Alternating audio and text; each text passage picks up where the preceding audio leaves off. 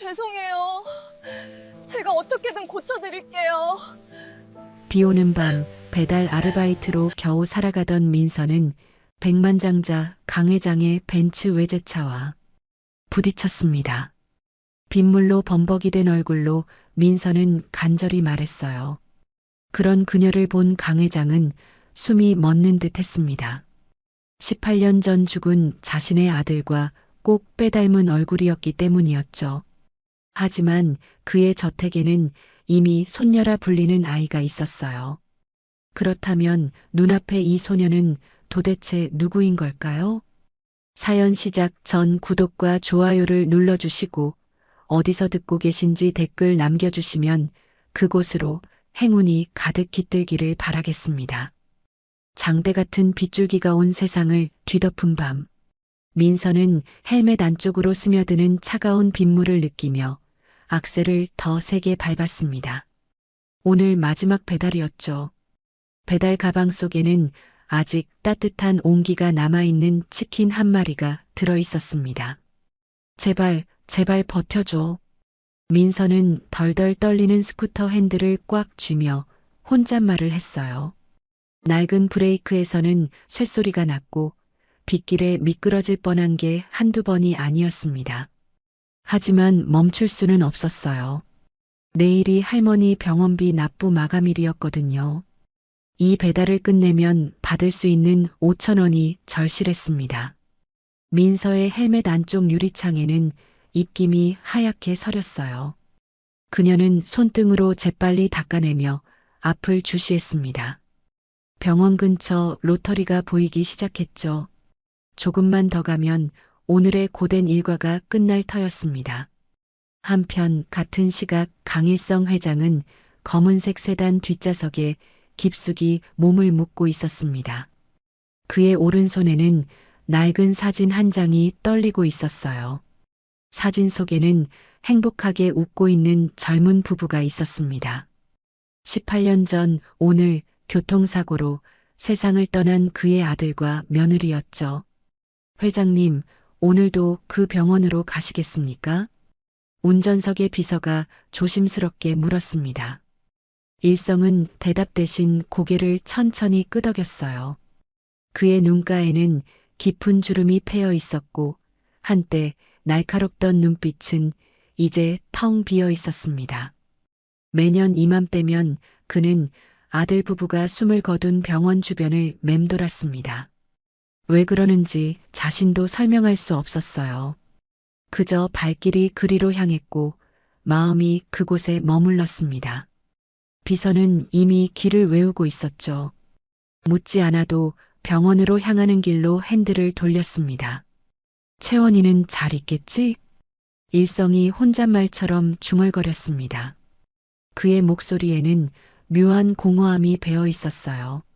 손녀 채원은 분명 그의 유일한 혈육이었습니다. 서류상으로는 틀림없이 그랬죠.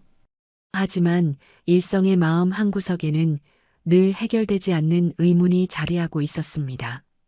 채원의 얼굴에서는 죽은 아들의 흔적을 찾을 수 없었어요. 걸음걸이도 말투도 심지어 웃는 모습조차 닮은 구석이 없었습니다. 물론 아이들이 꼭 부모를 닮아야 하는 건 아니었죠.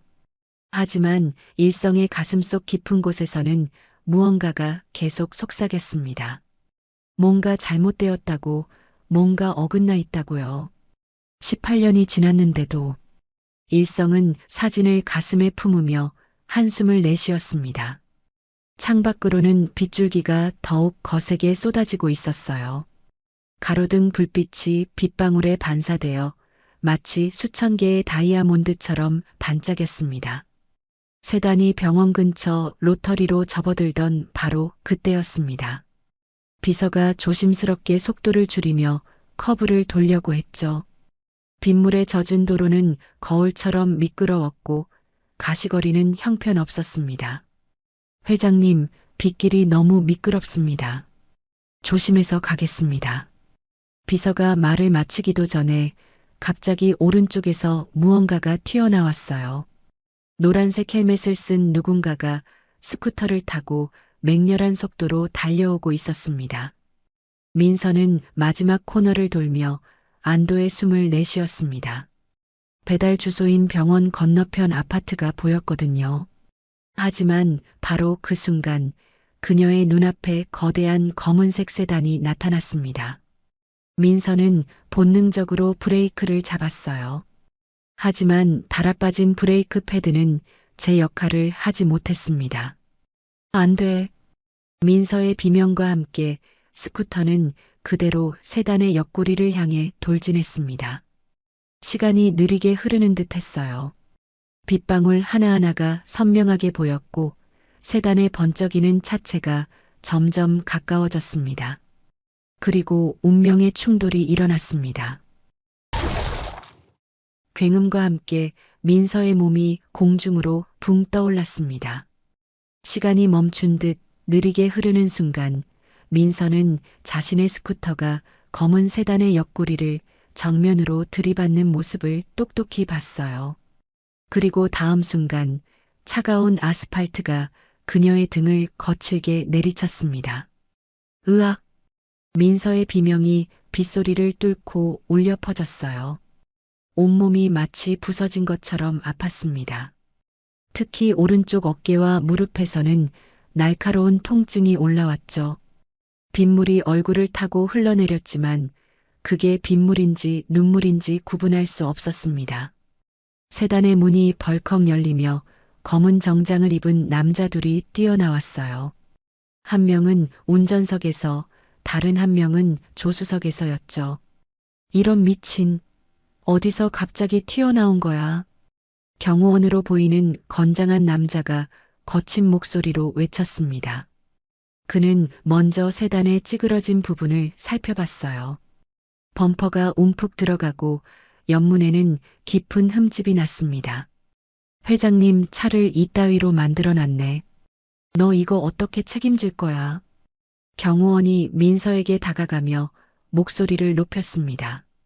민서는 고통스러워하면서도 필사적으로 몸을 일으키려 했어요. 하지만 그때 그녀의 시선이 도로 위에 널브러진 치킨 박스에 멈췄습니다. 뜨거운 기름에 튀긴 치킨이 빗물 섞인 도로 위에 처참하게 흩어져 있었죠. 안 돼. 안 돼. 민서는 무릎으로 기어가며 치킨 조각들을 주우려 했습니다. 이미 빗물에 젖어 먹을 수 없게 된 치킨이었지만 민서에게는 그게 중요하지 않았어요. 이 배달을 완료해야만 5,000원을 받을 수 있었고 그 돈이 없으면 내일 할머니 병원비를 낼 수 없었으니까요. 뭐 하는 거야? 일어나서 대답이나 해. 경호원이 민서의 어깨를 잡으려는 순간 뒷좌석 문이 열렸습니다. 그리고 백발이 성성한 노인이 빗속으로 걸어 나왔어요. 비서가 황급히 우산을 가져왔지만 일성은 손으로 가볍게 물리쳤습니다. 회장님, 비를 맞으시면 안 됩니다. 비서가 애타게 외쳤지만 일성은 이미 민서에게 다가가고 있었어요. 그의 시선은 수억 원짜리 차의 파손 부위가 아니라 도로에 쓰러진 젊은 여성에게 고정되어 있었습니다. 민서는 고통을 참으며 헬멧을 벗으려 애썼어요. 턱끈이 꽉 조여 있어 쉽게 풀리지 않았습니다. 결국 있는 힘을 다해 헬멧을 잡아당겼고 마침내 그녀의 얼굴이 드러났죠. 일성의 발걸음이 뚝 멈췄습니다. 빗물이 그의 얼굴을 타고 흘러내렸지만 그는 눈 한 번 깜빡이지 않았어요. 민서의 얼굴을 보는 그의 눈동자가 크게 흔들렸습니다. 마치 귀신이라도 본 것처럼, 아니 그보다 더한 충격을 받은 것처럼 보였죠. 헬멧에 눌려 젖어있던 검은 머리카락, 진하고 일자로 뻗은 눈썹, 고통을 참느라 굳게 담은 얇은 입술. 그 모든 것이 18년 전 세상을 떠난 그의 아들 진우를 빼닮아 있었습니다. 특히 미간을 찌푸리는 그 표정은 진우가 어려운 일을 만났을 때 짓던 표정과 똑같았어요. 회장님? 비서가 걱정스럽게 불렀지만 일성은 대답하지 않았습니다. 그의 손이 미세하게 떨리기 시작했어요. 72년 인생에서 수많은 풍파를 겪으며 단 한 번도 흔들리지 않았던 그였지만 지금 이 순간만큼은 다리에 힘이 빠지는 것을 느꼈습니다. 민서는 여전히 도로에 흩어진 치킨을 주우려 애쓰고 있었어요. 빗물과 흙먼지로 더러워진 치킨 조각을 하나하나 박스에 담으며 그녀는 중얼거렸습니다. 죄송해요. 정말 죄송해요. 제가 다시 사서 갖다 드릴게요. 제발. 그 모습을 보던 경호원이 다시 화를 냈어요. 지금 그게 문제야? 회장님 차가 이 모양이 됐는데. 하지만 일성은 경호원을 손짓으로 제지했습니다. 그리고 천천히 민서에게 다가가 무릎을 꿇었어요. 비싼 양복 바지가 젖은 아스팔트에 닿았지만 그는 개의치 않았습니다. 아가씨, 괜찮습니까? 일성의 목소리는 부드러웠지만 그 속에는 알 수 없는 떨림이 있었어요. 민서는 그제야 자신에게 말을 거는 노인을 올려다봤습니다. 비에 젖은 백발과 주름진 얼굴, 하지만 그 눈빛만은 형용할 수 없을 만큼 깊고 애틋했죠. 저 정말 죄송해요. 차를 제가 다 고쳐드릴게요. 시간만 주시면. 민서는 떨리는 목소리로 말했어요. 하지만 일성은 고개를 저었습니다. 차는 중요하지 않아요. 다친 곳은 없습니까? 비서가 다가와 조용히 말했어요. 회장님, 일단 병원으로 모시는 게 좋을 것 같습니다. 일성은 고개를 끄덕였습니다. 그는 민서를 도와 일으켜 세우려 했지만 민서는 여전히 스쿠터를 일으키려 애썼어요. 핸들은 삐뚤어졌고 앞바퀴는 제대로 돌아가지 않았습니다. 무엇보다 엔진에서는 이상한 소리가 났죠. 이것도 고쳐야 해요. 내일도 일해야 하는데.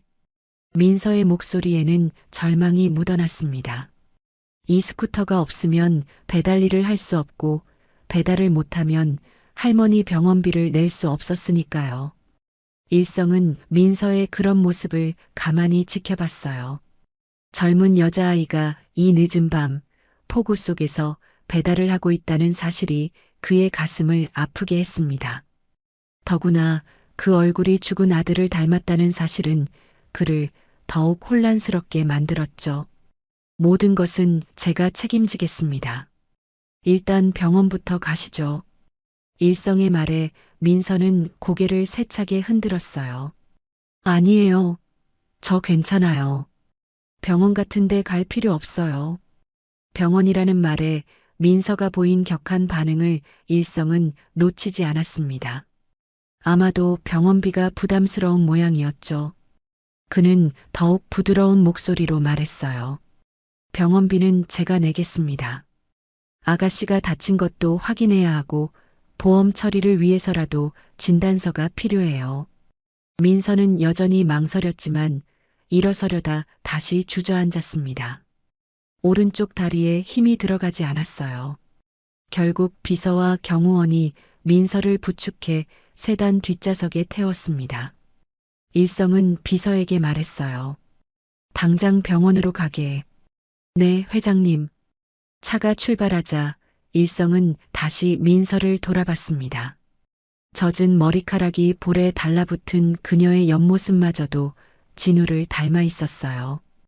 일성은 가슴이 먹먹해지는 것을 느꼈습니다.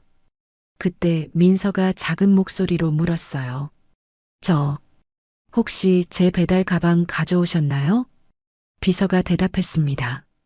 네, 트렁크에 넣어뒀습니다. 민서는 안도의 한숨을 내쉬었어요. 비록 치킨은 못 쓰게 됐지만 적어도 가방이라도 무사해서 다행이었죠. 하지만 곧 다시 어두운 표정이 됐습니다. 오늘 마지막 배달이었는데 그 5,000원을 받지 못하게 됐으니까요. 병원까지 가는 동안 차 안에는 묘한 침묵이 흘렀습니다. 일성은 계속 민서를 훔쳐보았고 민서는 창밖으로 흐르는 빗물만 바라봤어요.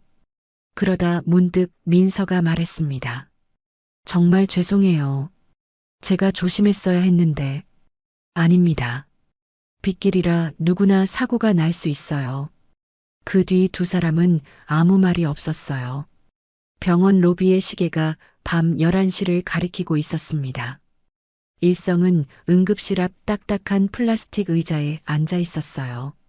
젖은 양복에서는 빗물 냄새가 났고 구두 속으로 스며든 물이 발가락 사이를 차갑게 적셨습니다. 하지만 그는 그런 불편함조차 느끼지 못했죠. 오직 안에서 치료받고 있는 그 아이의 얼굴만이 머릿속을 가득 채우고 있었습니다. 18년 전 바로 이 병원이었어요. 아들 진우와 며느리가 교통사고로 실려왔던 곳. 그때도 이렇게 밤이었고 이렇게 비가 왔었죠. 일성은 눈을 감고 그날의 기억을 떠올렸습니다. 의사가 나와서 고개를 저으며 죄송하다고 했던 순간 며느리가 마지막 힘을 다해 아이를 낳고 숨을 거뒀다는 소식을 들었던 순간 그 모든 것이 바로 이곳에서 일어났었습니다. 회장님, 커피라도 한잔 하시겠습니까? 비서의 목소리에 일성은 현실로 돌아왔어요. 고개를 저으며 대답했습니다. 됐네. 그보다 저 아이의 신원 확인은 했나? 네, 지금 접수처에서 확인하고 있습니다. 비서가 자리를 뜬 사이 일성은 다시 생각에 잠겼어요. 그 아이의 얼굴이 자꾸만 눈앞에 아른거렸습니다. 진우를 그렇게 닮을 수가 있을까요? 단순한 우연이라고 하기엔 너무나 놀라운 일치였죠. 잠시 후 비서가 서류를 들고 돌아왔습니다. 그의 표정이 평소와 달리 긴장되어 보였어요. 회장님, 저 학생의 이름은 이민서, 나이는 18입니다. 일성은 고개를 들어 비서를 바라봤습니다. 18이라. 채원이와 같은 나이. 하지만 그건 그리 특별한 우연은 아니었죠. 같은 나이의 아이들이야 얼마든지 있을 테니까요. 그런데 일성의 입에서는 자신도 모르게 질문이 튀어나왔습니다. 떨리는 목소리였어요. 생일이 언제인가? 비서는 서류를 다시 확인했습니다. 그리고 천천히 또박또박 대답했어요. 18년 전 5월 3일입니다. 그 순간 일성의 눈동자가 크게 흔들렸습니다. 마치 지진이라도 난 것처럼 그의 온몸이 미세하게 떨렸어요. 5월 3일. 그날은 바로 채원이의 생일이었습니다. 공식 서류에 기록된 그의 손녀의 생일과 정확히 일치했죠. 일성은 의자에서 벌떡 일어났다가 다시 주저앉았습니다. 다리에 힘이 들어가지 않았어요. 가슴이 미친 듯이 뛰었고 숨이 가빠왔습니다. 비서가 놀라서 다가왔지만 일성은 손을 들어 제지했어요. 회장님, 괜찮으십니까? 아니야. 괜찮네. 그저. 일성은 말을 잇지 못했습니다. 같은 날 태어난 두 아이. 한 아이는 그의 대저택에서 모든 것을 누리며 살고 있고 다른 아이는 부모도 없이 할머니와 단둘이 살며 비 오는 밤에 배달 일을 하고 있었죠. 그리고 그중 한 아이가 죽은 아들의 얼굴을 빼닮았다니요. 응급실 문이 열리고 민서가 나왔습니다.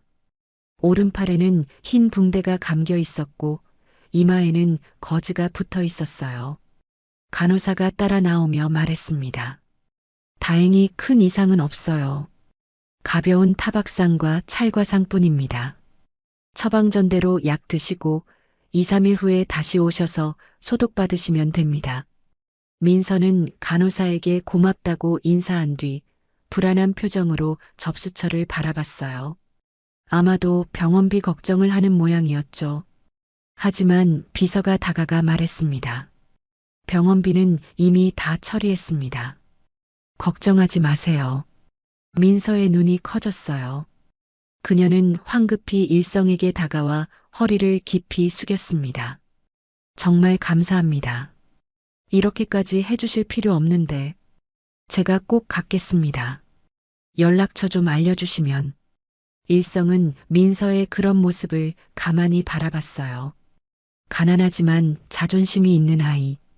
도움을 받는 것조차 미안해하는 아이.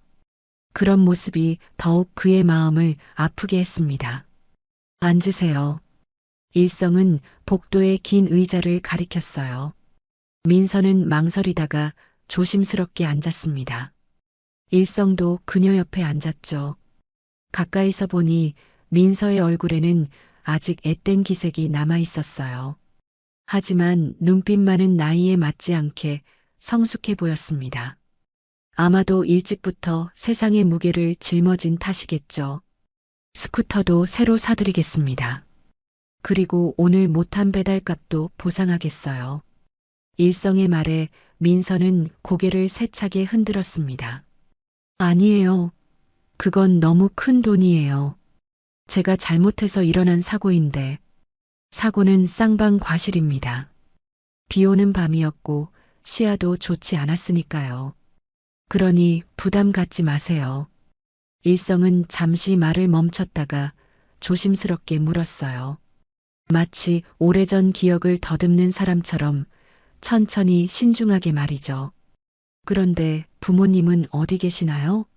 이런 시간에 연락드려야 할 것 같은데. 민서의 표정이 순간 어두워졌습니다.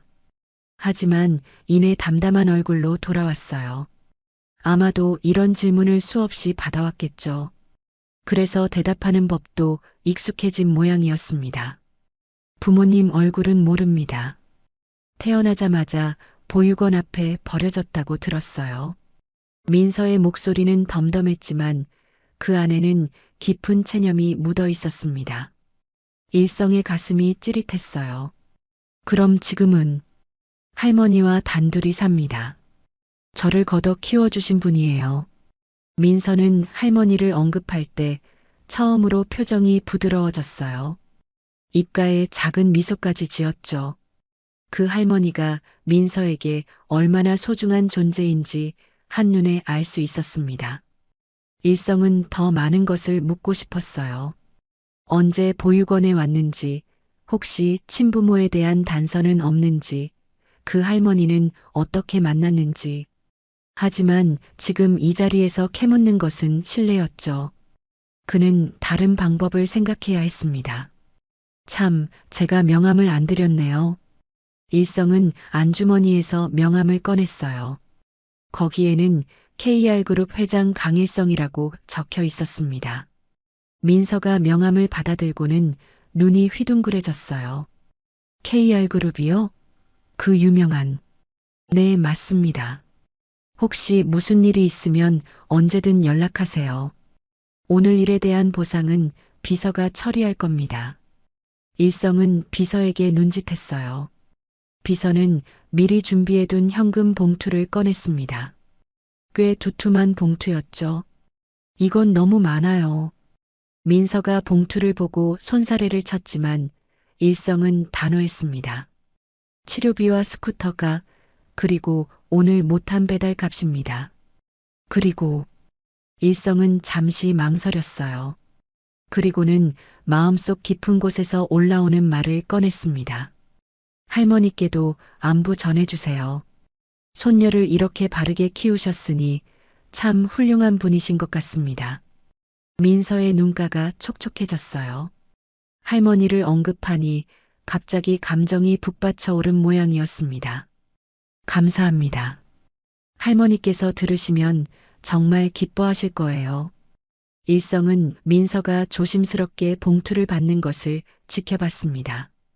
그 돈이 얼마나 절실한지 눈빛에서 읽을 수 있었어요. 하지만 동시에 자존심 때문에 선뜻 받기 어려워하는 것도 보였죠. 그럼 저는 이만. 민서가 일어서려 하자 일성도 따라 일어났습니다. 집까지 모셔다 드리겠습니다. 이 시간에 혼자 가기엔 위험하니까요. 아니에요. 정말 괜찮습니다. 이미 너무 많은 도움을 받았는데. 하지만 일성은 이미 결정한 듯 했어요. 비서에게 차를 가져오라고 지시했죠. 민서는 더 이상 거절하기 어려워 보였습니다. 병원을 나서니 비는 조금 잦아들어 있었어요. 하지만 여전히 바람은 차가웠고 도로는 젖어 있었습니다. 일성은 민서가 얇은 배달 점퍼만 입고 있는 것을 보고 마음이 아팠어요. 차가 도착하고 일행은 다시 차에 올랐습니다. 민서가 주소를 말하자 비서는 내비게이션을 설정했어요. 그곳은 도심에서 꽤 떨어진 낡은 동네였습니다. 차가 출발하고 잠시 침묵이 흘렀어요. 일성은 백미러로 민서를 바라봤습니다. 창밖을 보는 그녀의 옆얼굴이 가로등 불빛에 비쳤다 사라지기를 반복했죠. 그럴 때마다 죽은 아들의 모습이 겹쳐 보였습니다. 같은 날 태어난 두 아이. 그중 한 아이가 이렇게 아들을 닮았다는 것. 그리고 그 아이가 부모 없이 자랐다는 것. 이 모든 게 단순한 우연일까요? 일성의 머릿속은 복잡했습니다. 18년 전 그날 병원에서 무슨 일이 있었던 걸까요? 차창 밖으로 도시의 불빛들이 흘러갔어요. 화려한 네온 사인과 높은 빌딩들이 점점 사라지고 낡은 주택가가 나타나기 시작했습니다. 민서가 사는 동네에 가까워질수록 일성의 마음은 더욱 무거워졌죠. 이 아이가 혹시... 하지만 일성은 고개를 저었습니다. 섣부른 추측은 금물이었어요. 먼저 확실한 조사가 필요했습니다. 그는 마음속으로 결심했죠. 반드시 진실을 밝혀내겠다고. 만약 이 아이가 정말로 그렇다면 18년 동안 자신이 놓치고 있던 것을 되찾아야 한다고 말이에요. 민서를 집까지 데려다주고 돌아오는 차 안, 일성은 한동안 아무 말도 하지 않았습니다. 비서는 백미러로 회장의 표정을 살폈어요. 평소의 온화한 모습은 사라지고 날카로운 눈빛만이 어둠 속에서 번득였습니다. 비서실장에게 연락하게. 일성의 목소리는 얼음장처럼 차가웠어요. 비서는 즉시 전화를 걸었습니다. 지금 당장 비서실 전원을 소집하게. 긴급 업무가 있네. 전화를 끊자마자 일성은 다시 입을 열었습니다. 그의 목소리에는 단호함과 급박함이 묻어났어요. 18년 전 5월 3일 그 병원의 모든 신생아 출생 기록을 찾아내게.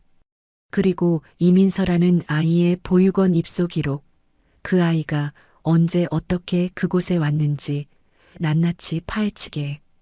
비서는 메모를 하며 고개를 끄덕였습니다.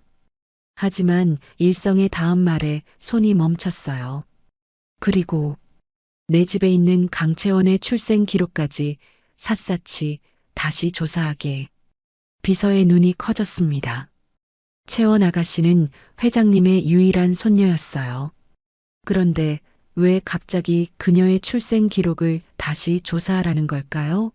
하지만 비서는 묻지 않았습니다. 회장님의 표정이 그 어떤 질문도 허락하지 않았으니까요. 저택에 도착한 일성은 곧장 서재로 향했습니다.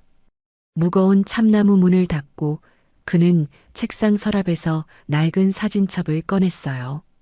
거기에는 아들 진우의 사진들이 가득했습니다. 갓난아기 때부터 20살이 넘어 결혼하기까지 진우의 모든 순간이 담겨 있었죠. 일성은 진우의 18살 때 사진을 유심히 들여다봤어요. 짙은 눈썹, 일자로 뻗은 콧날, 도톰하면서도 일자로 담은 입술. 오늘 만난 그 아이 이민서와 놀라울 정도로 닮아 있었습니다. 단순한 우연이라고 하기엔 너무나 흡사했어요. 정말 내가 맞니? 일성은 사진 속 아들에게 속삭였습니다. 18년 전 그날 밤 병원은 아수라장이었어요. 아들은 수술실에서 숨을 거뒀고 며느리는 아이를 낳자마자 세상을 떠났습니다. 그 혼란 속에서 갓 태어난 아이만이 유일한 희망이었죠. 간호사가 아이를 데려왔을 때 일성은 너무 슬픔에 빠져 있어서 아이의 얼굴도 제대로 보지 못했습니다. 그저 살아있다는 것만으로도 감사했고 그 아이가 채원이라는 것을 의심하지 않았어요.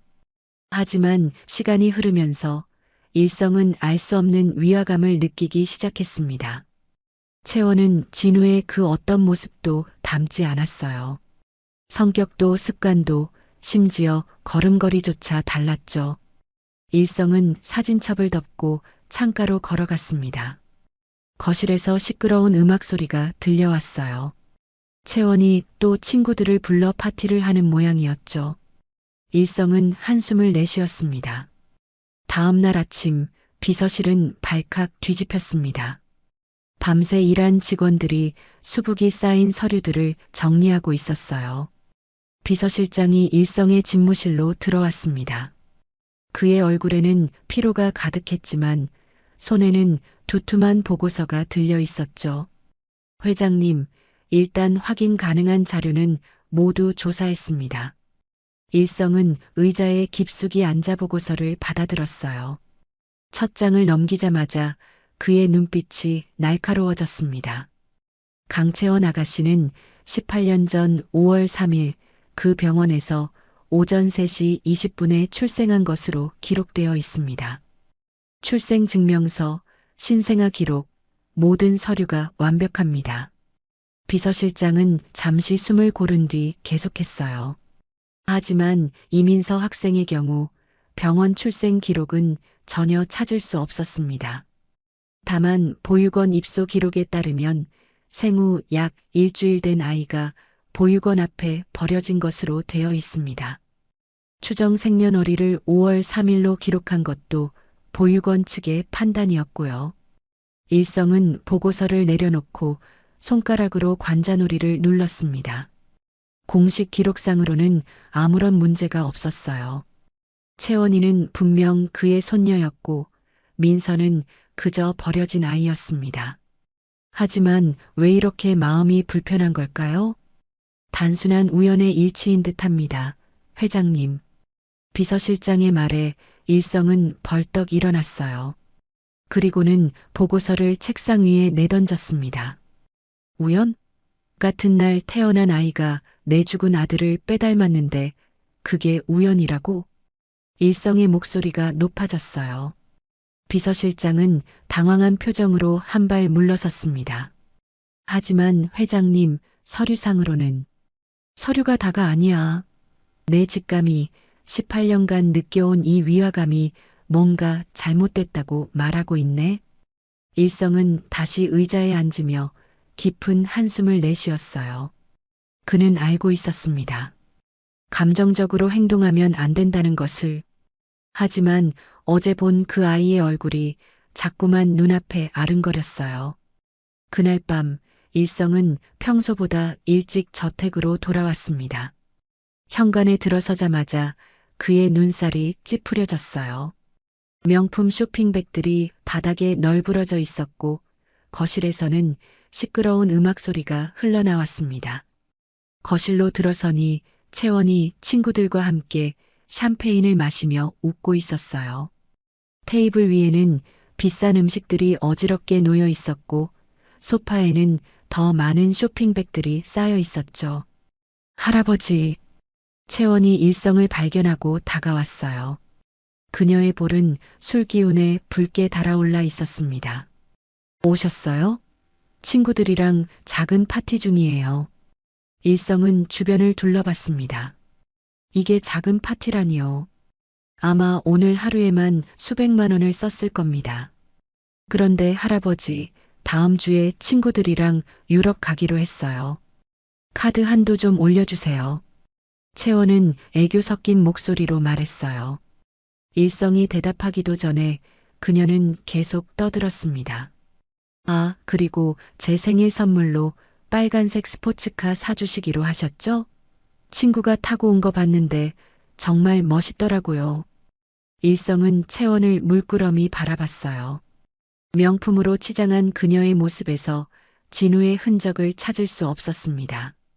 진우는 검소했고 며느리는 따뜻했어요. 그런데 이 아이는 왜 이렇게 다를까요? 할아버지, 채원이 대답을 재촉했어요. 일성은 고개를 저으며 서재로 향했습니다. 나중에 얘기하자. 서재 문을 닫고 일성은 무거운 마음으로 의자에 앉았어요. 책상 위에는 오늘 조사한 보고서가 놓여 있었습니다. 그는 다시 한번 민서의 기록을 살펴봤어요. 같은 시각 민서는 좁은 옥탑방으로 올라가는 가파른 계단을 천천히 오르고 있었습니다. 팔의 붕대 때문에 한 손으로만 난간을 잡아야 했어요. 문을 열고 들어가니 할머니가 부엌에서 늦은 저녁을 준비하고 있었습니다. 민서야 왔니? 팔은 좀 어떠니? 할머니의 따뜻한 목소리에 민서는 미소를 지었어요. 네, 할머니. 많이 좋아졌어요. 민서는 가방에서 일성이 준 봉투를 꺼냈습니다. 그리고는 그 돈을 할머니의 병원비 통장 사이에 끼워 넣었어요. 하지만 통장의 잔액을 확인하니 여전히 한숨이 나왔습니다. 할머니의 수술비까지는 아직도 많이 부족했거든요. 민서야, 저녁 먹자. 할머니가 부르는 소리에 민서는 통장을 닫았어요. 작은 밥상에는 김치와 계란 프라이, 그리고 어묵국이 놓여 있었습니다. 소박한 밥상이었지만 민서에게는 세상 어떤 진수성찬보다 귀했죠. 할머니도 많이 드세요. 민서는 계란 프라이를 할머니 쪽으로 밀었어요. 할머니는 고개를 저으며 다시 민서에게 밀어줬습니다. 너 다쳐서 왔잖아. 많이 먹어야 빨리 낫지. 식사를 마친 후 민서는 핸드폰을 꺼내 배달 앱을 열었어요. 스쿠터가 망가져서 당분간 배달은 못하지만 다른 아르바이트를 찾아야 했습니다. 새벽 시장에서 하는 상하차 아르바이트가 눈에 들어왔어요. 힘든 일이지만 시급이 높았죠. 민서는 망설임 없이 지원했습니다. 할머니의 수술이 얼마 남지 않았어요. 무슨 일이든 해서 돈을 모아야 했습니다. 그날 아침 민서는 새벽 4시에 일어나 시장으로 향했어요. 붕대를 감은 팔이 욱신거렸지만 그녀는 이를 악물고 무거운 상자들을 날랐습니다. 같은 시각 채원은 킹사이즈 침대에서 곤히 잠들어 있었죠. 두 소녀의 삶은 그렇게 극명하게 대비되고 있었습니다. 한편 강 회장의 집무실에는 벌써 불이 켜져 있었습니다. 밤새 한숨도 자지 못한 그의 눈가에는 검은 그림자가 짙게 드리워져 있었어요. 책상 위에는 비서실이 작성한 두툼한 조사 보고서가 놓여 있었지만 그 안에서 원하는 답을 찾을 수 없었습니다. 공식 기록은 완벽하다. 일성은 보고서를 덮으며 쓴웃음을 지었어요. 모든 것이 빈틈없이 갖춰져 있었습니다. 일성은 의자에서 일어나 창가로 걸어갔습니다. 동이 트기 시작한 하늘이 회색빛으로 물들어가고 있었어요. 저 멀리 도심의 빌딩들 사이로 희미하게 보이는 병원의 윤곽이 그의 시선을 사로잡았습니다. 서류가 완벽하다면 사람을 찾아야 해. 일성은 낮게 중얼거리며 책상으로 돌아왔어요. 그리고는 탁상 전화기를 들어 비서실장에게 전화를 걸었습니다. 새벽 5시 반이었지만 비서실장은 2번의 신호음 만에 전화를 받았어요. 회장님, 무슨 일이십니까? 조사 방향을 바꾸게. 서류는 됐네. 이제 사람을 추적해. 일성의 목소리에는 날카로운 결연함이 배어 있었습니다. 18년 전 그날 그 병원 신생아실에 근무했던 모든 의료진의 명단을 확보하게. 그날 그 층에 있었던 사람이라면 누구든 찾아내. 알겠습니다, 회장님. 즉시 착수하겠습니다. 전화를 끊고 일성은 다시 한번 창밖을 바라봤어요. 서서히 밝아오는 하늘을 보며 그는 진실이 드러나는 순간도 이렇게 조금씩 다가올 거라 믿었습니다. 사흘이 흘렀습니다. 비서실은 밤낮 없이 움직였어요. 18년 전 병원 인사 기록을 뒤지고 은퇴한 의료진들을 일일이 찾아다니며 그날의 기억을 되살렸습니다. 대부분은 너무 오래된 일이라 기억하지 못했고 일부는 이미 세상을 떠났거나 연락이 닿지 않았죠. 그러던 어느 날 오후 비서실장이 급하게 일성의 집무실 문을 두드렸습니다. 평소 침착하던 그의 얼굴에는 흥분한 기색이 역력했어요. 회장님, 이상한 점을 발견했습니다. 비서실장은 새로운 파일을 책상 위에 펼쳐 놓았어요. 거기에는 낡은 인사 기록 사본과 경찰 조서, 복사본이 들어 있었습니다. 18년 전 그날 신생아실 담당 간호사였던 박현숙이라는 자가 있었습니다. 그런데 이 여자가 아드님 부부 사고 닷새 뒤 병원 공금 3천만 원을 횡령하고 해외로 도주한 기록이 있습니다. 일성의 눈빛이 번뜩였어요. 그는 파일을 집어들고 박현숙의 인사 기록 사진을 유심히 들여다봤습니다. 30대 초반으로 보이는 여자였어요. 피곤해 보이는 얼굴이었지만 눈빛만은 어딘가 날카로웠습니다. 횡령 금액이 3천만 원? 일성은 파일을 내려놓으며 미간을 찌푸렸어요. 네, 회장님. 당시로서는 큰 돈이었지만 해외 도피까지 할 만큼 거액은 아니었습니다. 더 이상한 건 비서실장은 다른 서류를 가리켰어요. 이 여자가 미혼모 신분으로 아드님 부부 사고 당일에 아이를 출산했다는 기록이 있습니다. 하지만 그 아이의 행방은 어디에도 나와 있지 않습니다. 일성의 손이 미세하게 떨렸습니다. 같은 날 아이를 낳은 신생아실 담당 간호사, 그리고 닷새 뒤 갑작스러운 횡령과 도주. 이것이 과연 단순한 우연일까요? 단순 횡령범인가? 일성은 말을 멈추고 박현숙의 사진을 다시 바라봤어요. 사진 속 여자의 눈빛에서 뭔가 불길한 기운이 느껴졌습니다. 아니면 무언가를 감추기 위한 것인가? 비서실장은 일성의 말에 고개를 끄덕였어요.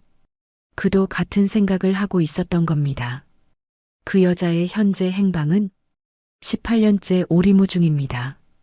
인터폴에 수배는 되어 있지만 워낙 오래전 사건이라 우선순위에서 밀려났고요.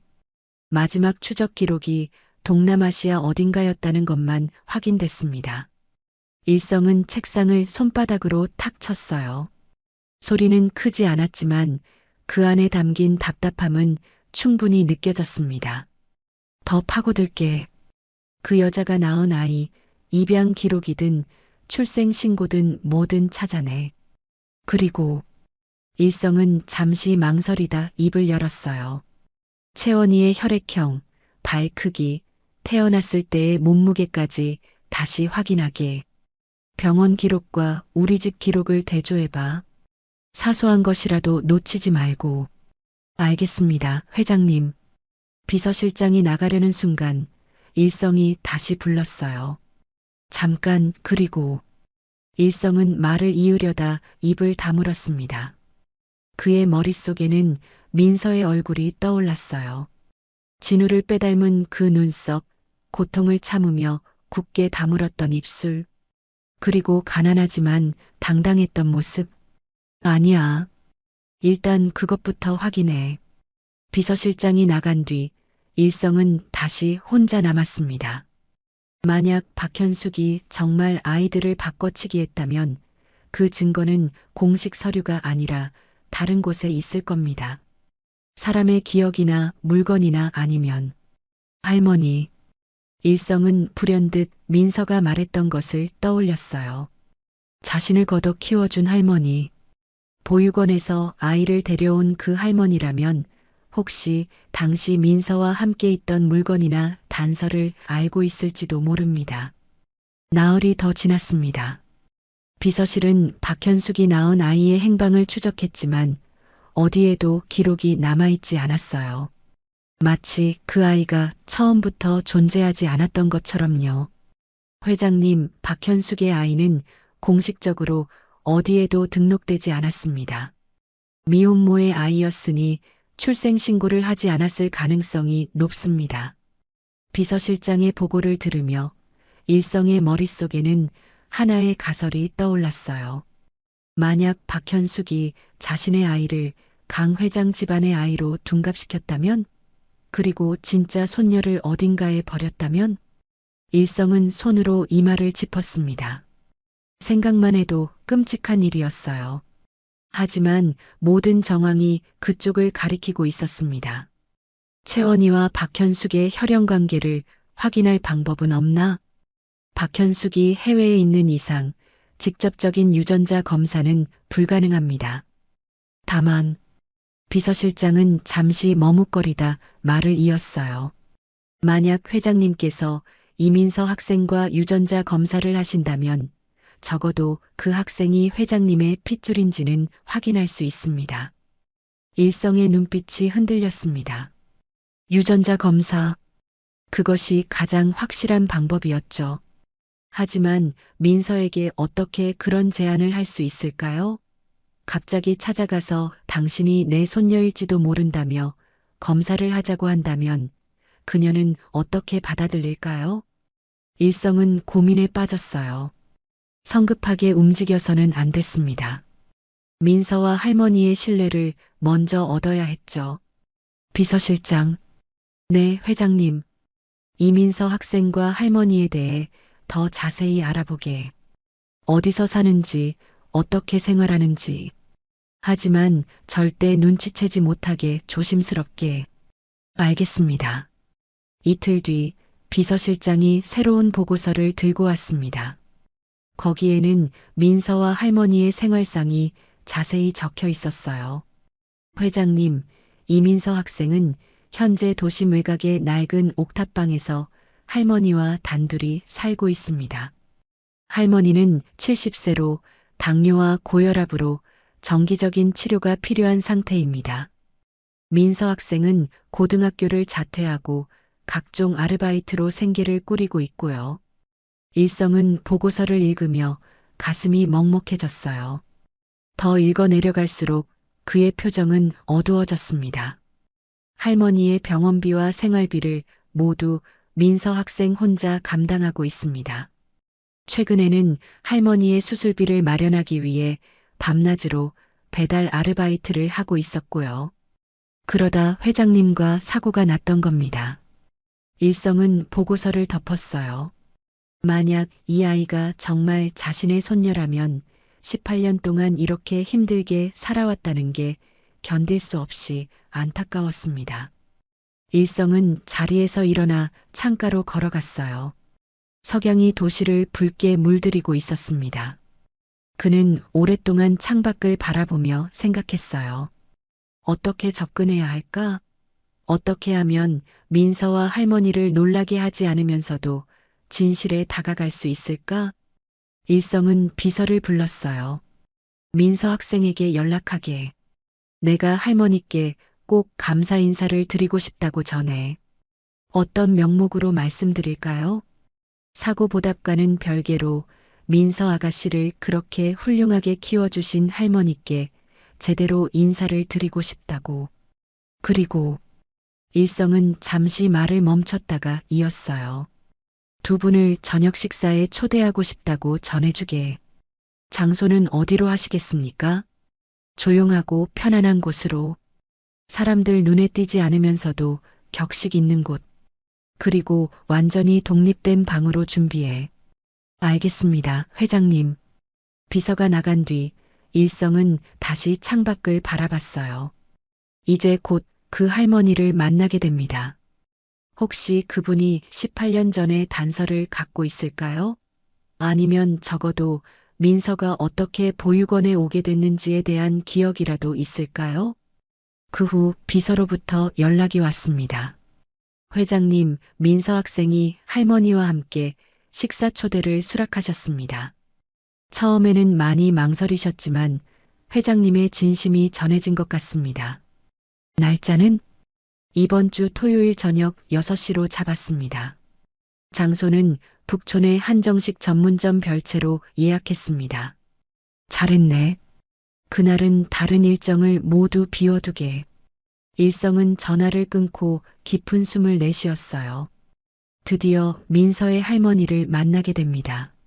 18년 전 보육원에서 아이를 데려온 바로 그분을요. 토요일 저녁이 다가왔습니다. 일성은 평소보다 일찍 사무실을 나섰어요. 그는 비서에게 자신이 직접 운전하겠다고 했습니다. 이번 만남만큼은 다른 누구의 개입도 원치 않았거든요. 식당에 도착한 일성은 미리 예약해둔 별채의 안쪽 방을 확인했습니다. 조용하고 아늑한 분위기였어요. 바깥 소음이 전혀 들리지 않았고 은은한 조명이 따뜻한 느낌을 주었습니다. 6시 정각 식당 입구에 민서와 할머니가 도착했습니다. 두 사람은 처음 와보는 고급 식당의 분위기에 어색해하며 입구에서 머뭇거리고 있었어요. 일성이 직접 나가 그들을 맞이했습니다. 어서 오십시오. 기다리고 있었습니다. 민서는 회장이 직접 나와 맞이하자 당황한 표정을 지었어요. 할머니는 더욱 어쩔 줄 몰라 했죠. 이렇게까지 하실 필요 없으신데. 할머니가 작은 목소리로 말했지만 일성은 부드러운 미소를 지으며 할머니의 손을 공손히 잡았습니다. 아닙니다. 민서 양을 이렇게 훌륭하고 바르게 키워주셔서 제가 진심으로 감사 인사를 드리고 싶었습니다. 일성의 목소리에는 진심이 담겨 있었어요. 할머니는 그 따뜻한 말에 눈시울이 붉어졌습니다. 이리 오십시오. 제가 정성스럽게 준비한 자리입니다. 일성은 두 사람을 별채의 안쪽 방으로 안내했어요. 방문이 닫히고 세 사람만의 조용한 시간이 시작됐습니다. 정성스럽게 차려진 상 위로 계절의 맛을 담은 요리들이 하나둘 올라오기 시작했어요. 일성은 민서와 할머니가 편안해질 때까지 기다렸습니다. 식사가 시작되었고 세 사람 사이에는 조심스러운 대화가 오갔습니다. 일성은 할머니와 민서의 이야기에 귀를 기울였어요. 그들의 삶, 그들의 고생, 그들의 사랑에 대해 듣고 싶었습니다. 그리고 적절한 순간이 오면 18년 전 그날에 대해 물어볼 작정이었습니다. 최고급 한정식 식당의 가장 조용한 방에서 세 사람의 운명이 얽히기 시작했습니다. 할머니는 민서가 어릴 적 얼마나 말썽꾸러기였는지 이야기했고 민서는 부끄러운 듯 볼을 붉혔죠.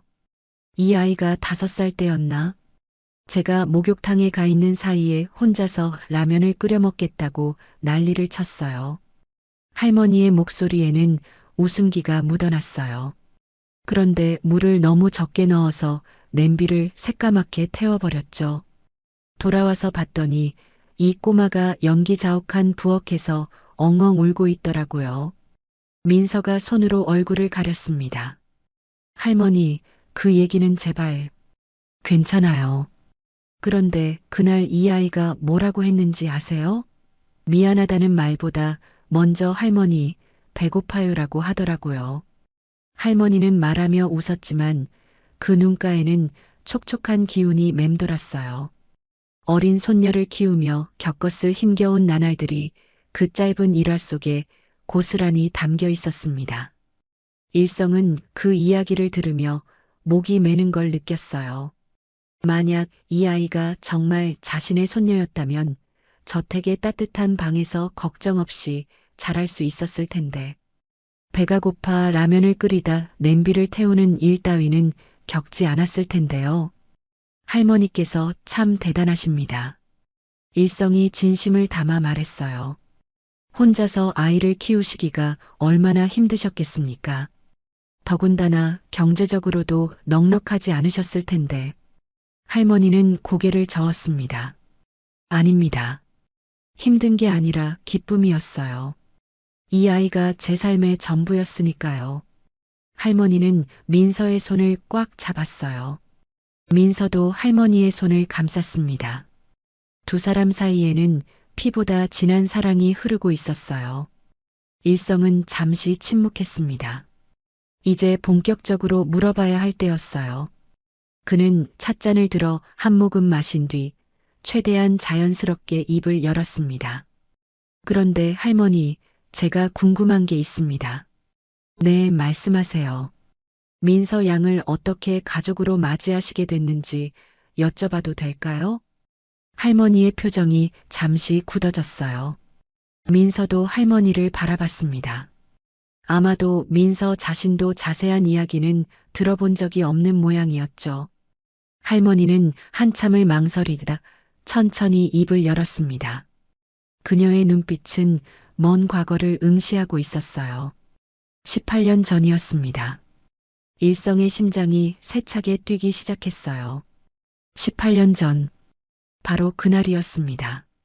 제가 그때 한 보육원에서 주방 봉사를 하고 있었어요. 형편이 넉넉하지 않아서 돈을 받고 일하는 건 아니었고, 그냥 끼니라도 해결할 겸 자원봉사를 했죠. 할머니의 목소리가 떨렸습니다. 그런데 어느 날 보육원 문 앞에 아기가 버려져 있었어요. 생후 일주일쯤 됐다고 했던가. 너무 작고 약해 보였습니다. 일성은 숨을 죽이고 들었어요. 찻잔을 쥔 그의 손이 미세하게 떨렸습니다. 그 아기가 신생아실에 들어왔는데 유독 몸이 약해서 다른 아기들처럼 울지도 못하더라고요. 숨소리도 가늘고 먹는 것도 제대로 못하고 할머니의 눈에 눈물이 맺혔어요. 저는 주방에서 일하는 사람이었지만 자꾸만 그 아기가 눈에 밟혔습니다. 밤낮으로 그 아기 생각뿐이었어요. 퇴근하고 집에 가서도 혹시 그 아기가 밤새 어떻게 됐을까 걱정했죠. 민서가 할머니의 손을 더 꽉 잡았습니다. 할머니는 손등으로 눈가를 훔쳤어요. 그래서 제가 몰래 그 아기를 돌보기 시작했어요. 주방 일 끝나면 신생아실로 가서 아기를 안아주고 우유도 먹이고 보육원 선생님들이 모른 척 해주셨어요. 다들 그 아기를 걱정하고 있었거든요. 일성은 할머니의 이야기에 깊이 빠져들었습니다. 그의 눈시울도 붉어지기 시작했어요. 한 달이 지나고 두 달이 지났습니다. 그런데 아무도 그 아기를 입양하려 하지 않았어요. 너무 약해 보였으니까요. 병원비가 많이 나올 것 같고 키우기 힘들 것 같다는 거였죠. 할머니는 잠시 말을 멈추고 깊은 숨을 들이마셨습니다. 그때 제가 결심했어요. 차마 이 아기를 두고 볼 수가 없어서 제가 데려가기로 했습니다. 하지만 일성이 조심스럽게 끼어들었어요. 경제적으로 넉넉하지 않으셨다고 하지 않으셨습니까? 맞습니다. 찢어지게 가난했죠. 하루하루 먹고 살기도 빠듯했어요. 할머니는 쓸쓸하게 웃었습니다. 하지만 그게 뭐가 중요합니까? 이 아기는 저를 필요로 했고 저도 이 아기가 필요했어요. 그게 전부였습니다. 일성은 할머니의 그 말에 깊은 감동을 받았어요. 피 한 방울 섞이지 않은 아이를 위해 평생을 희생한 이 할머니야말로 진정한 가족이었습니다. 민서는 할머니를 껴안았어요. 처음 듣는 이야기에 감정이 북받친 모양이었죠. 할머니, 괜찮아, 괜찮아. 다 지나간 일이야. 할머니가 민서의 등을 토닥이며 말했습니다. 일성은 두 사람의 모습을 보며 잠시 기다렸어요. 그리고 감정이 가라앉기를 기다린 뒤 가장 중요한 질문을 꺼냈습니다.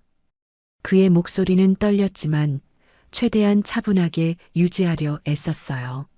할머니, 혹시 보육원에 올 때 아이가 가진 물건 같은 건 없었습니까?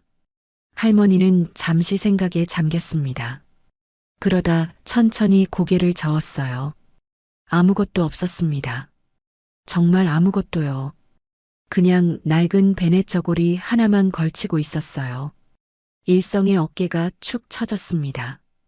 역시 아무것도 없었던 걸까요? 하지만 바로 그때였습니다. 할머니가 뭔가 떠올랐다는 듯 눈을 크게 떴어요. 아, 잠깐만요. 그런데 일성의 심장이 다시 세차게 뛰기 시작했습니다. 베넷 저고리 속에서 딱 하나가 나오긴 했습니다. 할머니는 품속을 더듬기 시작했어요. 오래된 습관인 듯 그녀는 늘 그 물건을 몸에 지니고 다니는 모양이었습니다. 할머니가 꺼낸 건 낡고 빛바랜 손수건이었어요.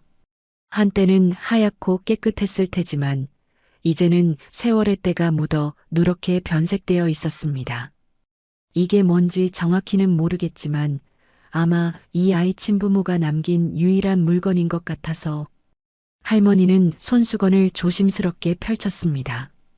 언젠가 꼭 짝을 찾아줘야겠다 싶어서 목숨처럼 간직해왔습니다.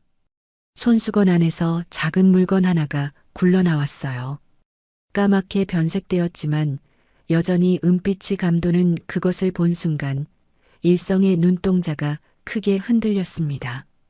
은방울 놀이개였습니다. 작은 은방울 3개가 붉은 매듭에 달려있는 전통 방식으로 정성껏 만든 놀이개.